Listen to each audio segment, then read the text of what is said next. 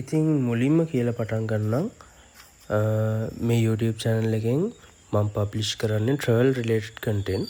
හැබැයි මම අද මේ වීඩියෝ එකෙන් අරන් ඇවිල්ලා තියෙන්නේ ගොඩක් අය මගේ රික්වෙස්ට් කරපු KTM Duke 160 බයික් එකේ මගේ through experience එක මගේ බයික් එකේ ආපු engine oil leak එක ගැන ඒක විසඳගත් විදිය ගැන මම මේ වීඩියෝ එකෙන් කතා කරන්න බලාපොරොත්තු වෙනවා. ඉතින් මම හිතනවා මේ වීඩියෝ එක අලුතෙන් බයික් එකක් ගන්න හිතාගෙන ඉන්න ඕගොල්ලන්ටත් දැනටමත් 2026 KTM බයික් එකක් අරන් තියෙන ඕගොල්ලන්ටත් ගොඩක් වැදගත් වෙන වීඩියෝ එකක් වෙයි කියලා. ඉතින් අපි මුලින්ම මේක ටැංක් එකෙන් පටන් ගමු. ටැංක් එකේ කැපැසිටි එක ලීටර් 10.1. ඒ වගේම මේකට මෙටල් ෆිනිෂ් එකක් දීලා තියෙනවා.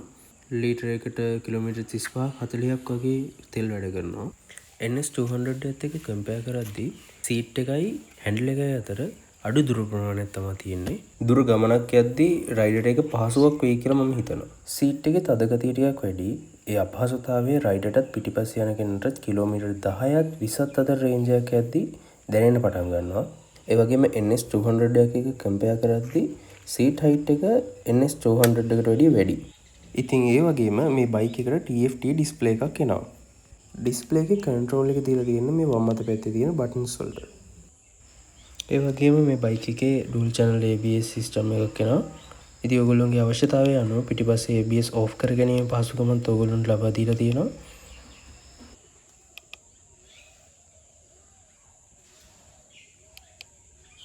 ස්ටෑන්ඩ් එක ගහලා තියෙද්දි ඔයගොල්ලන්ට බයික් එක ස්ටාර්ට් කරලා ඉස්සරහට ගන්න බෑ. ස්ටෑන්ඩ් එක ගහලා තියෙද්දි ජෙට් එක දැම්මොත් බයික් එකේ වැලෙම නතර වෙනවා. කිල් ස්විච් එක ක්ලික් කරලා තියෙද්දිත් ස්ටෑන්ඩ් එක ගහලා තියෙද්දිත් ඒක ඩිස්ප්ලේ එකේ ඉන්ඩිකේට් කරනවා. මෙතන නැවිගේෂන් ඔප්ෂන් එක තාම ලොක් වෙලා තියෙන්නේ. ඒක අන්ලොක් කරන්න සර්විස් බුක් එක ඕනේ කිව්වා. ඒක තාම ඇවිල්ලා නැහැ. ඉතින් මේ ස්විච් එකෙන් ඔයගොල්ලන්ට හැසාර්ඩ් ලයිට් එක ඔන් කරගන්න වගේම ඔෆ් කරගන්න හැකියාව තියෙනවා. හැසාර්ඩ් ලයිට් එක ඔන් කරලා බයික් එකේ යතුරු ඔෆ් කරාට හැසාර්ඩ් ලයිට් එක ඔෆ් වෙන්නේ නැහැ. හැසාර්ඩ් ලයිට් එක ඔෆ් කරගන්න ඕන නම් යතුරු ආයෙ ඔන් කරලා තමයි හැසාර්ඩ් ලයිට් එක ඔෆ් කරගන්න ඕනේ.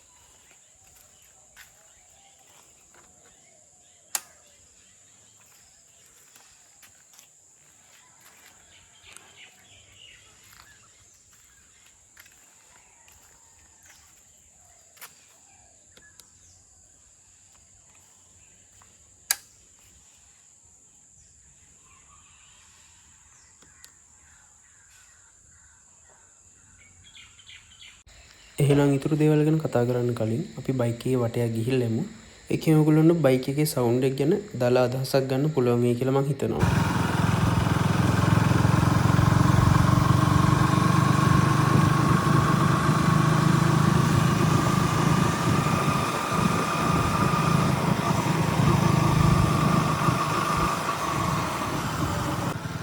මේ ඩිස්ප්ලේ එක පහලින් කූලන්ට් ටෙම්පරේචර් එක පෙන්නනවා.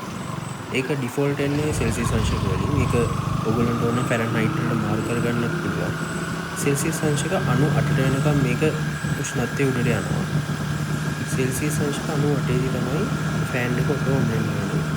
ඒක ඔන් වෙනවද කියන එක ගැන අවධානයෙන් ඉන්න.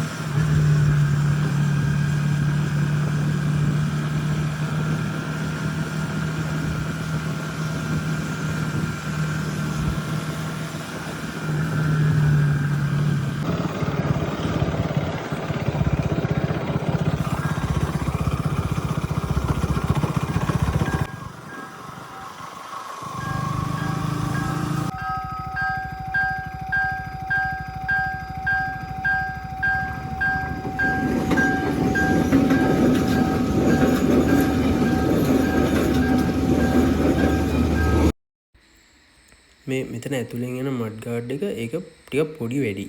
ඒක නිසා උඩට මඩ විසික් වෙනවා හැමතිස්සෙම. මේ ඒරියා එක ඔක්කොම මේ මඩ වලින් වැහෙනවා වැස්ස දවසක එහෙම ගියොත්. ඒ වගේම රයිඩේ කකුල් වලටත් මඩ ටිකක් විසික් වෙනවා. NS එකට සාපේක්ෂව මේ මඩ් ගාඩ් එක ටිකක් කොටයි. ඒක නිසා මේ මඩ වදිනවා මේ හෙඩ් ලැම්ප් එකට ඉස්සරහට යද්දි. මේකෙන් කෙලින්ම එහා පැත්ත පේනවා සාමාන්‍යයෙන් අනිත් බයික් වලට වැඩිය. ඉතින් බයික් එකේ හීට් එක ගැන කතා කරොත් මම හිතනවා සාපේක්ෂව හීට් එක වැඩි කියලා. මොකද අපි කිලෝමීටර් 20ක් 30ක් විතර යද්දී කකුල් දෙකට හොඳට දැනෙනවා හීට් එක. දැනටමත් ඔයගොල්ලෝ දන්නවා ඇතිනේ KTM බයික් වල එන්ජින් ඔයිල් ලීක් කරන ප්‍රශ්නයක් තියෙනවා කියලා. ඉතින් අපිට කියන්න බෑ මේක හැම බයික් එකකම මේ විදිහට ඔයිල් ලීක් වෙනවා කියලා. ඒක කලාතුරකින් එකකට දෙකකට එන්න ඉඩ තියෙනවා. ඉතින් මමත් බයික් එක අරගෙන කිලෝමීටර් 250ක් විතර දුවද්දී මගෙත් ඔයිල් ලීක් කරන ප්‍රශ්නයක් ආවා. මම ඒකේ ෆොටෝස් වීඩියෝස් කිහිපයකුත් ඉස්සරහට ඇටච් කරලා තියන්නම්. ඒ ප්‍රශ්නේ විසඳගත්තේ කොහොමද කියලාත් අපි ඉස්සරහට කතා කරමු. ඉතින් මම දකිනකොට මේ පැත්තේ වගේ මෙහා පැත්තේ ලීක් වෙච්ච එන්ජින් ඔයිල් තිබ්බා. මම මුලින්ම බයික් එක ගත්ත ෂෝරූම් එකට කෝල් කරා. ඉතින් ඒගොල්ලෝ කිව්වේ නම් ළඟම තියෙන සර්විස් සෙන්ටර් එකට අරන් යන්න කියලා. හැබැයි මට හරියට මොනවද කරන්න ඕනේ මොනවද වෙන්න ඕනේ කියන එක ගැන ලොකු අවබෝධයක් ඒගොල්ලොන්ගෙන් ලැබුණේ නැහැ. ඊට පස්සේ මම හෙඩ් ඔෆිස් එකේ ලෑන්ඩ්ලයින් එකට කෝල් කරා. එතන ඔප්ෂන්ස් කිහිපයක් දෙනවා. මට මතක විදිහට මම අංක 3 සිලෙක්ට් කරේ. ඊට පස්සේ ඒගොල්ලෝ මගේ බයික් එකේ විස්තරේ මගෙන් අහගෙන මගේ ඒරියා එකට අදාළ සුපර්වයිසර්ට කෝල් එක ට්‍රාන්ස්ෆර් කරනවා. සුපර්වයිසර් ෆෝන් එක ආන්සර් කරාට පස්සේ මුලින්ම එයාගේ නම්බර් එක ඉල්ල ගන්න. මොකද නැත්තම් ෆෝන් නම්බර් එක ඉල්ල ගන්න කලින් කෝල් එක කට් වුණොත් ඔයාට මුලින් ඉඳන් අර ප්‍රොසෙස් එක ආයෙ කරගෙන එන්න වෙනවා.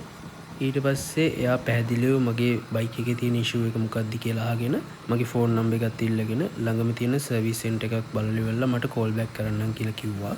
එයා කිව්ව විදියට හැම බජාජ් සර්විස් සෙන්ටර් එකම KTM බයික් සර්විස් රිපෙයාර් කරන්නේ නැහැ.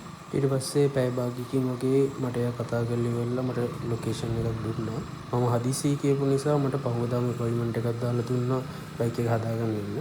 උදේ 8:00 වෙද්දි මම ලොකේෂන් එකට ගියා. කිලෝමීටර් 30ක් විතර තිබ්බ අපේ ගෙදර ඉඳන් ලොකේෂන් එකට. එතනදී සර්විස් සෙන්ටර් එකේ කට්ටිය මගෙන් විස්තර අහලා බයික් එක චෙක් කරා. චෙක් කරලා එන්ජින් එක නිවෙන්න තියලා ටික වෙලාවකින් ඔයිල් ටික වොෂ් කරා. ඊට පස්සේ හුලං වලලා ආයෙත් ඔයිල් ලීක් වෙන තැන චෙක් කරා. ඔයිල් ලීක් එක තිබිලා තිබ්බේ සෙන්සර් එක ළඟින්. සෙන්සර් එකේ තිබ්බ රබර් වොෂර් එක මාරු කරලා ඒගොල්ලෝ ටෙස්ට් රයිඩ් එකක් දීලා බැලුවා ඔයිල් ලීක් කරනවද කියලා. ඊට පස්සේ මටත් කිලෝමීටර් 5ක් විතර බයික් එක පැදලා එන්න කියලා කිව්වා. ඉතින් මගේ කූලන්ට් උත් අඩු වෙලා තිබ්බා.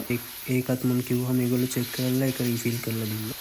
ඉතින් ඒ දේවල් වලට මට කිසිම පේමන්ට් එකක් කරන්න උනේ නැහැ. හෙඩ් ඔෆිස් එකට කෝල් කරපු වෙලාවෙ ඉඳන් සර්විස් සෙන්ටර් එකේදී වැඩ ඉවර වෙනකම්ම කතා කරපු හැමෝම හොඳ ෆ්‍රෙන්ඩ්ලි විදිහට කතා කරලා බයික් එකේ තිබි ඉෂුව එකත් හදලා දුන්නා.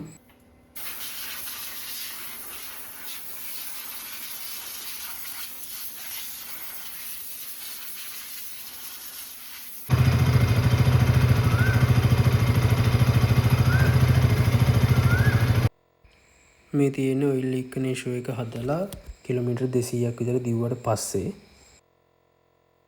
මෙන්න මෙතන තියෙන මේ සෙන්සර් එකෙන් තමයි ඔයිල් ලීක් වෙලා තිබ්බේ. එතන තමයිලු එන්ජින් එකේ ප්‍රෙෂර් එක වැඩිපුරම වැටෙන තැන. ඉතින් එතනින් ඔයිල් ලීක් වෙද්දී වටේටම ඉහිරිලා තමයි මුළු එන්ජින් එක වටේටම ඔයිල් වැටලා තිබ්බේ.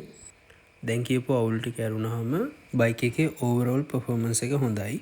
දැනටමත් බයික් අරන් තියන අය ඒගොල්ලෝගේ එක්ස්පීරියන්ස් එකත් යටින් කමෙන්ට් එකක් දාගෙන යන්න.